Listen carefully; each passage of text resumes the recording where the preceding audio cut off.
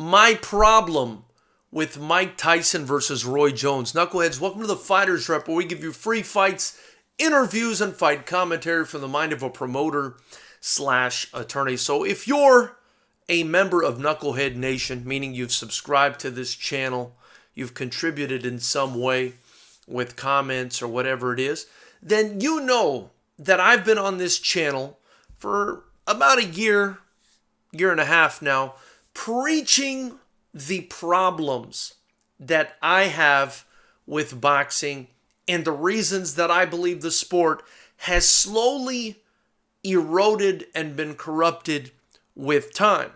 And among those problems are the A-side versus B-side fights that we constantly see because of the almost disturbingly obsessed culture we have with people trying to preserve their undefeated records.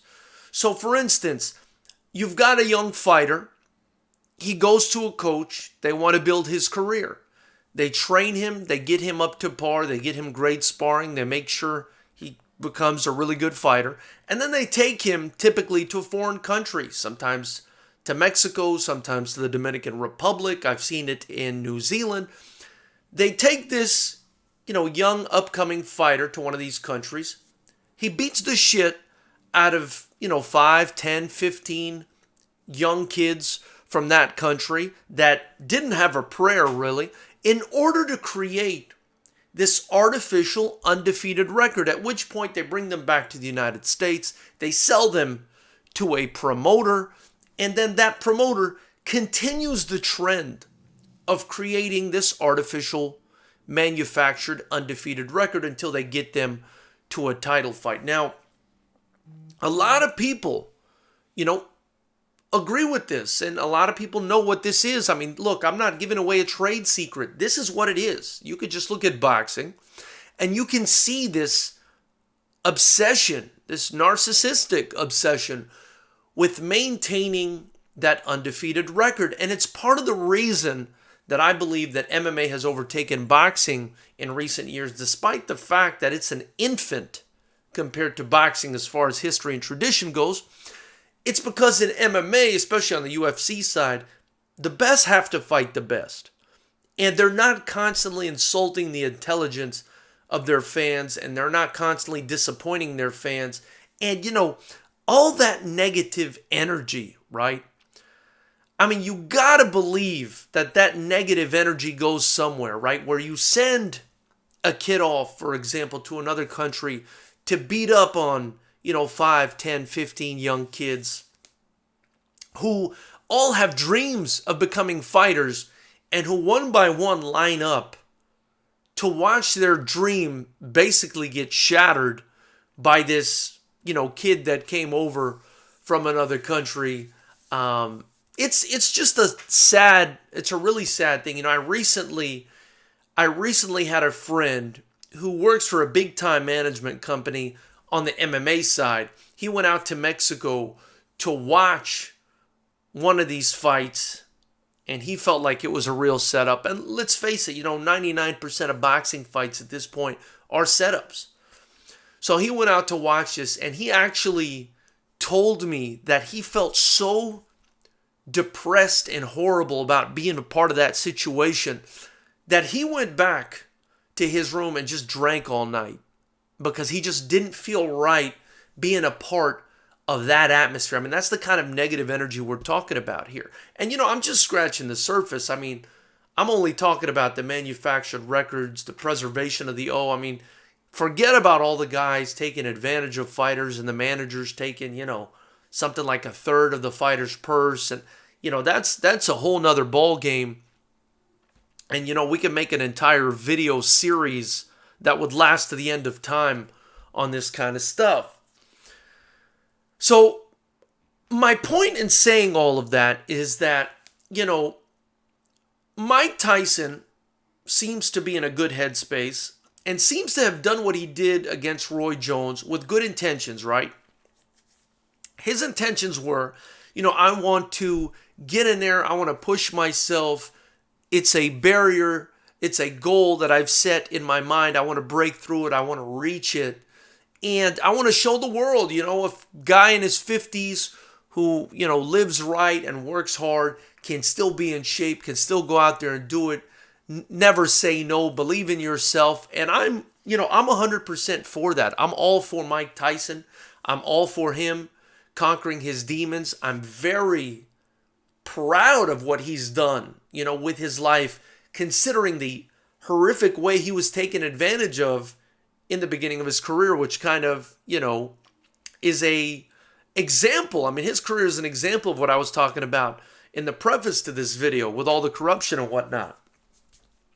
So I appreciate Mike Tyson and his good intentions and everything, he was trying to do with this and give back to charity and also, obviously get all these guys paid, right? Roy Jones and all these guys on the undercard. But my issue, my big problem, and I'm kind of sorry it took me a while to get to this, but I've got a lot going on in here and I need to give you guys some sort of backdrop so you understand where my frustration comes from. So my problem with the fight is you had an undercard with a YouTuber versus a retired basketball player.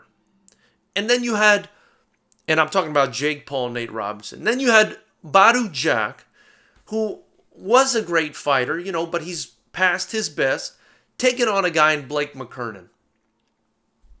And then, a guy in Blake McKernan who, is a decent fighter, but not on Badu Jack's level. So it's, it was kind of a showcase for Badu Jack, right?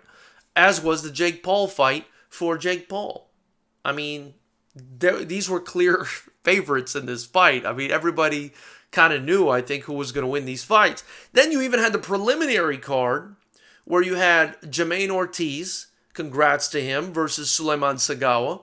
And, Sagawa, a couple losses on his record, brought in there to lose, right?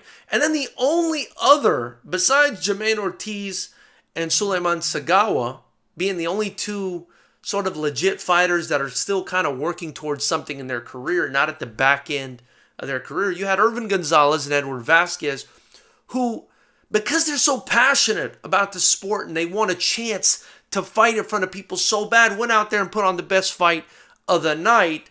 And, make no mistake, I mean, Gonzalez was supposed to lose that fight, but he put up a hell of a fight against the undefeated, Edward Vasquez, who improves to 9-0. But, the only reason that fight was so competitive and so good and so passionate is because these were a couple of young guys looking for an opportunity, willing to go for broke and die in there, And my point in saying all of this is Gonzalez and Vasquez were the only young upcoming prospects that were showcased that have any sort of chance at boxing, along with Jermaine Ortiz and Sagawa, sort of. I mean, these were the only two fights, and they were on the preliminary or on the prelims, where the guys actually had like something to work towards, and where the guys were actually showcased and may actually have, some sort of legitimate future and legitimate interest in becoming boxers, right? The rest of this was just gimmicks. And you had, again, all due respect to them, I mean, French Montana and Snoop Dogg and all these guys. I mean, they had Israel Adesanya commentating. I mean, good for him. They were doing this to get as many viewers as possible, which I understand. But if you're going to get as many viewers as possible by throwing money and celebrities at the entire project and trying to just maximize views, right? At least do something to address the constant problems we're seeing in boxing, the sport that's essentially falling apart in many parts of the world. Do something to reinvest in the sport. I mean, listen, this sport gave us Mike Tyson and Roy Jones Jr. Without this sport, there is no Mike Tyson or Roy Jones Jr. And I would imagine that Mike Tyson and Roy Jones Jr. understand that to a degree. So if you're Mike Tyson, why not push a little bit harder to get some local, or at least, I mean, even if it's domestic talent from anywhere in the U.S., I mean, get some kind of young, upcoming talent on this card and give them some shine. Try to create some new stars for the sport, because that's the only thing the sport's got going for it. I mean, they basically followed the recipe of A-side versus B-side fights throughout this entire event, right? The only close fights was that one on the prelim card, the first fight, and the Tyson Jones fight. And what was at stake in Tyson versus Jones? I mean, there really wasn't anything at stake. It was an exhibition bout. And, you know, these guys are in their 50s. They're not going to be going after a title, right? So that's my problem in a nutshell, is the continued lack of investment. I mean, my goodness, you know, I was hoping to see some kind of investment in the next generation of fighters, and it just didn't happen. I mean, this was just across the board, you know, throwing money for views, just your typical, I mean, social media kind of teeny bopper TikTok bonanza that we had going on here, you know. And again, I did enjoy watching Tyson and Jones in there, and I do think there is something to be said for a legends only league. I think that could be a fun way to bring more attention to the sport. But this project here, even though it brought some attention to the sport, it was very temporary. You know, what kind of residual effect is this going to have on the younger guys? You know what I mean? The people who benefited from this the most in a real sportsman-like way, in my opinion, were Irvin Gonzalez and Edward Vasquez and Jermaine Ortiz. You know, those are the guys that benefited from this the most. I don't know. I mean, listen, again, I'm not trying to be a hater here. You know, I'm talking from the mind of a promoter here in Southern California. And let me go ahead and kind of compound what I'm feeling for you, right? So we do kickboxing. I do kickboxing because I love it. I think it's the most exciting sport. You can watch our fights right here on this channel. By the way, before I continue, smash the like button, subscribe, join Knucklehead Nation. So I do kickboxing here in the state of California. And, you know, it's nowhere near as popular as boxing because it's another sport that was kind of left to languish, neglected, abused. Nobody gave a shit about it, and it kind of died. And I'm essentially the only pro kickboxing promoter in the state of California right now. Now, the issue right now with the whole lockdown is, you know, the California State Athletic Commission is saying that we can't do fights unless it's without an audience.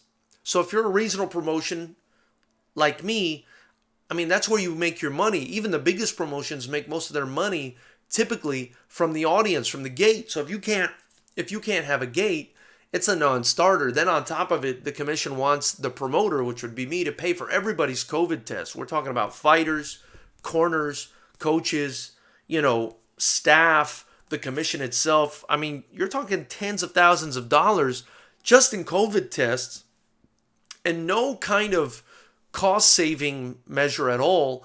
And then you're talking about, on top of that, a complete lack of revenue, right? So that's why all the promotions, other than the massive, hugely backed financial powerhouse promotions, you know, that's why nobody's doing fights except for the UFC and these big boxing events and this Triller company that dropped $50 million for this one. So I do kickboxing again. My point is, it's nowhere near as popular as boxing. I hope to get it there and I hope to surpass one day, but at this point it's nowhere near as popular. I've never really done a show outside of California. I mean, we're a Southern California-based show. And I have almost 200 fighters that have signed up to compete for me. Now again, kickboxing, nowhere near as popular as boxing, not as popular as MMA either. Hell, maybe not even as popular as Muay Thai, even though I think it's the best sport in the world. Kickboxing, it's not as popular as these sports.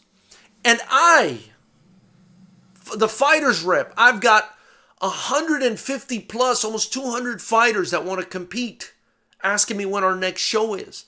So imagine how many young fighters are out there. And I'm just talking about Southern California. Imagine how many young fighters are out there starving, dying for an opportunity, especially in boxing, which is a million times more popular all over the world than all these other combat sports. I mean, the amount of fighters, the need out there is so great, right? And I don't know. I don't know why nobody sees this. I don't know why nobody sees this. I mean, maybe because I'm in it, and I understand it. And I get it. And I see how hungry these fighters are. And I see how they have to have several jobs. And they don't have any opportunities. And they dedicate their life. And they get their fucking heads bashed in. And their bodies get destroyed. And nobody bats an eye. I mean, listen. It took me 9 shows to get a sponsor to get them food for their weigh-ins at my events. I mean, I would come out of pocket and feed these guys after weigh-in. And then you see an event like this where you have a social media platform that plunks down $50 million, man. Man, I've got fighters on my roster, I guess you can call it, that would eat each other alive for a fraction of that much money. Suffice to say, if anybody's ever interested in sponsoring us, I would accept it with open arms. Anything you purchase in the links below, I tell you guys, gets reinvested right back into the promotion. It's a sad situation. It's a sad situation. I can't tell you guys how many times I've come out of pocket, not just to feed these kids, give them something to drink, rehydrate them after their weigh-ins, because I feel guilty watching them starve themselves to death for nothing, right? For an opportunity. Cutting weight, nearly killing themselves. I've also come out of pocket to pay for kids' physicals, right? Their medicals, their registration. I had one kid that showed up, his car got stolen the night before. He had nothing. He showed up with nothing. It's just, if you guys understood, and I'm happy to have a conversation with whoever it is, if Mike Tyson ever wants to talk to me, Roy Jones, anybody, listen. I'm just trying to put my sport on the map. In a matter of a year only of doing kickboxing events, I feel like I've come a real fucking long way. But it has been an absolute war to get this thing going. From dealing with venues that are worried about liability, to dealing with, people, vendors and sponsors and the insurance and the ambulance and the city and the county. I have to go to war to put every single event together, and I do it with pleasure because I love it and because I care about these guys and girls, because a lot of them don't have an opportunity. They've dedicated their life. I don't know. I don't know what to say. Knuckleheads, tell me what you think about this whole situation. Listen, all due respect to Tyson and Jones, but that's my problem. That's my problem. I hope you guys understand. I hope you guys subscribe and join me here and donate or buy a shirt in the link below. You get something back from buying a shirt in the link below. Help me build this thing so we can give these kids an opportunity, man. We'll talk soon.